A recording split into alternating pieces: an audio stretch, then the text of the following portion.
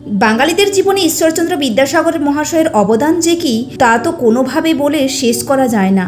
বলার সময় খামতি তো থেকেই যায়, তাই সেসব নিয়ে একটা কথাও বলছি না। ঈশ্বরচন্দ্র বিদ্যাসাগরের জীবনে দুটি গুরুত্বপূর্ণ ঘটনা আলোচনা করছি। ঈশ্বরচন্দ্র বিদ্যাসাগর মহাশয় তার ছেলে নারায়ণচন্দ্রকে ত্যায্য পুত্র করেছিলেন, কিন্তু কেন, কি এমন ঘটেছিল যে এরকম কঠিন সিদ্ধান্ত তিনি নিয়েছিলেন? আর দ্বিতীয়টি হলো, একটা বয়সের পর তিনি প্রতিজ্ঞাবদ্ধভাবে দেশের বাড়িতে আর কোনোদিনও পা রাখেননি, কিন্তু কেন? বন্ধুরা, পুরো ভিডিওটি শেষ পর্যন্ত দেখতে থাকুন। বিদ্যাসাগর মহাশয় তার ছেলেকে জোর করে কলকাতায় নিয়ে এসে সংস্কৃত কলেজে ভর্তি করে দেন। তিনি চেয়েছিলেন তার ছেলে আধুনিক শিক্ষায় শিক্ষিত হয়ে উঠুক, কিন্তু পড়াশোনায় তার একেবারেই মনোযোগ ছিল না। বিদ্যাসাগর মহাশয়ের গ্রামে বিন্ধবাসিনী নামে এক বিধবা ছিল। স্বামীর ফেলে যাওয়া কিছু সম্পত্তি ওই মহিলার হাতে আসে। বিদ্যাসাগর মহাশয় জানতে পারে কিছু লোক ওই মহিলাকে তার স্বামীর সম্পত্তি থেকে বঞ্চিত করার চেষ্টা চালাচ্ছে, আর ওই দলের প্রধান মাথা হচ্ছে তারই ছেলে নারায়ণচন্দ্র। এই ঘটনা বিদ্যাসাগর মহাশয়কে অত্যন্ত ব্যথিত করেছিল।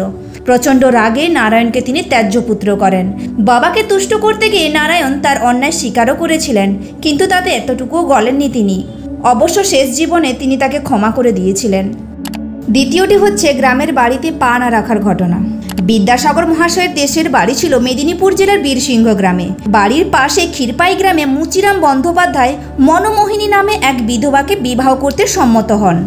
যথারীতি এই বিয়েতে বিদ্যাসাগর মহাশয় নিমন্ত্রিত ছিল, কিন্তু বিদ্যাসাগর মহাশয় গ্রামে পৌঁছানো মাত্রই ওখানকার মাতব্বররা বিদ্যাসাগর মহাশয়কে রীতিমতো চাপ দিতে থাকে এই বিয়ে বন্ধ করার জন্য। বিদ্যাসাগর মহাশয় বিরক্ত হয়ে তাদের কথায় সম্মতি দিয়ে সেখান থেকে চলে আসেন। তবে বিদ্যাসাগর মহাশয়ের ভাই শম্ভুচন্দ্র ও তার ছেলে নারায়ণচন্দ্র সকলের বিরুদ্ধে গিয়ে যথালগ্নে ওই বিয়ে সম্পন্ন করায়। এদিকে বিদ্যাসাগর মহাশয় গ্রামের লোকেদের কাছে যে অপদস্থ হয়েছিলেন, সেই অভিমানে সিদ্ধান্ত নেন তিনি আর কোনোদিন গ্রামের বাড়িতে পা রাখবেন না। সত্যি সত্যি এর পর থেকে আর কোনো দিনই তিনি আর দেশের বাড়িতে যাননি। বিদ্যাসাগর মহাশয়ের অনেক আগেই তার স্ত্রী দীনময়ী দেবী মারা গিয়েছিলেন, তার সাধ্যেও তিনি গ্রামে যাননি। কিন্তু আশ্চর্যজনকভাবে আর্থিক সাহায্য দিয়ে গ্রামের সেবামূলক কাজ জারি রেখেছিলেন তিনি। এই হলো বিদ্যাসাগর মহাশয়ের জীবনের দুটি প্রতিবেদন। যদি ভিডিওটি ভালো লাগে চ্যানেলটিকে সাবস্ক্রাইব করে একটি লাইক দিয়ে দিন।